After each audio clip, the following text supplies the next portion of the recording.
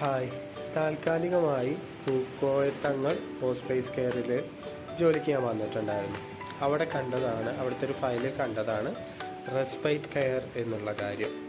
അത് പറഞ്ഞപ്പോൾ സന്തോഷ് ജോർജ് കുളങ്ങര ഒരു ഇൻ്റർവ്യൂവിൽ അവിടെ ഓട്ടിസം ബാധിച്ച ഒരു കുട്ടിയുടെ അമ്മ അദ്ദേഹം യാത്ര ചെയ്ത സ്ഥലങ്ങളിൽ 24 മണിക്കൂറും കുട്ടികളെ അല്ലെങ്കിൽ പരിചരികരായിട്ട് നിൽക്കുന്നവർക്ക് വേണ്ടിയിട്ട് എന്തെങ്കിലും കാര്യങ്ങളുണ്ടോ എന്നൊക്കെ ചോദിച്ചിട്ടുണ്ടായിരുന്നു.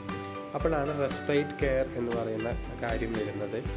എല്ലാ ദിവസവും തങ്ങളെ മാത്രം ആശ്രയിച്ച് കഴിയുന്നവരുള്ള വീട്ടിൽ അവരെ പരിചരിക്കുന്നവർക്ക് ഒട്ടേറെ മാനസിക പ്രയാസങ്ങൾ അനുഭവിക്കാറുണ്ട്.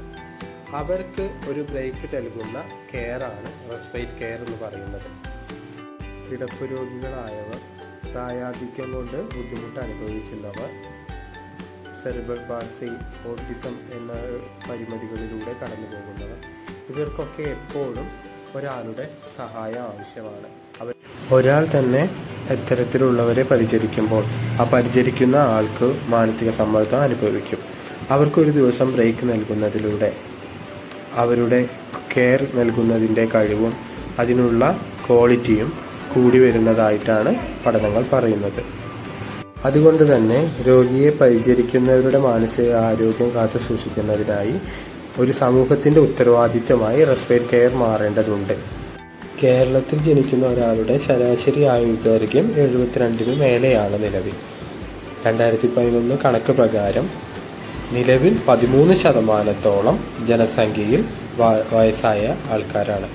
അതിൽ 42% പേർ 70 വയസ്സിന് മുകളിലുള്ളവരാണ്.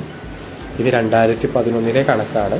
ഇനിയും കണക്കുകൾ കൂടുന്നതിനനുസരിച്ച് വയോജനങ്ങളുടെ എണ്ണവും അതുപോലെ പരിചരണം ലഭിക്കേണ്ടവരുടെ എണ്ണവും വർദ്ധിക്കാനിടയുണ്ട്. ഗവൺമെൻറ് തലങ്ങളിൽ പലവിധ സർവീസുകളും പാലിയേറ്റീവ് പേഷ്യൻസിനും വയോജനങ്ങൾക്കും പേഴ്സൺസ് വിത്ത് ഡിസബിലിറ്റി ഉള്ള ആൾക്കാർക്കും ഒക്കെ നൽകി വരുന്നുണ്ട്. എന്നാൽ ഇത് യഥാവിധം എല്ലാവർക്കും എത്തുന്നുണ്ടോ, ഇതിനുള്ള ഫണ്ടിങ്ങുകളുടെ അഭാവം ഒക്കെ ചിലപ്പോൾ ഇതിൻ്റെ പ്രവർത്തനങ്ങളെ ബാധിക്കുന്നുണ്ട്. അതുകൊണ്ട് കൃത്യമായ ഫണ്ടിങ്ങോടുകൂടി ചാരിറ്റി മുഖത്തിൻ്റെ മാത്രമല്ലാതെ പ്രൊഫഷണലിസത്തോടുകൂടി അവയർനെസ് അഥവാ ബോധവൽക്കരണ പ്രോഗ്രാമുകൾ കിടപ്പിലായ രോഗികളുടെയും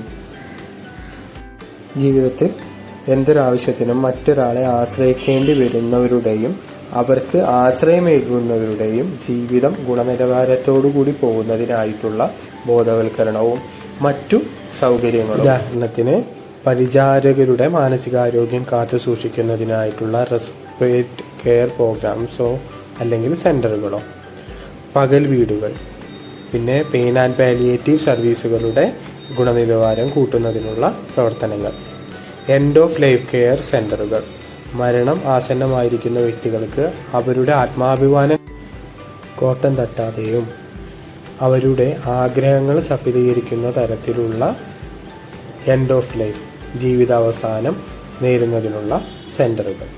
പിന്നെ ഇതെല്ലാം നടത്തുന്നതിന് വ്യക്തിഗതമായും സമൂഹത്തിലെ ഓരോ പ്രശ്നങ്ങൾക്ക് അഭിമുഖീകരിക്കുന്നവർക്ക് സെപ്പറേറ്റ് ആയിട്ടുമുള്ള സോഷ്യൽ സപ്പോർട്ട് ഗ്രൂപ്പുകളും ഇന്നിൻ്റെ ആവശ്യമാണ്. ഇത്രയും പറഞ്ഞുകൊണ്ട് ഇന്നത്തെ വീഡിയോ നിർത്തുന്നു. ഈ പറഞ്ഞതിൽ എന്തെങ്കിലും വ്യക്തതക്കുറവുണ്ട് എന്നുണ്ടെങ്കിൽ നിങ്ങൾക്കത് കമൻറ്റ് ചെയ്യാവുന്നതാണ്. നന്ദി, നമസ്കാരം. It's me Karthik.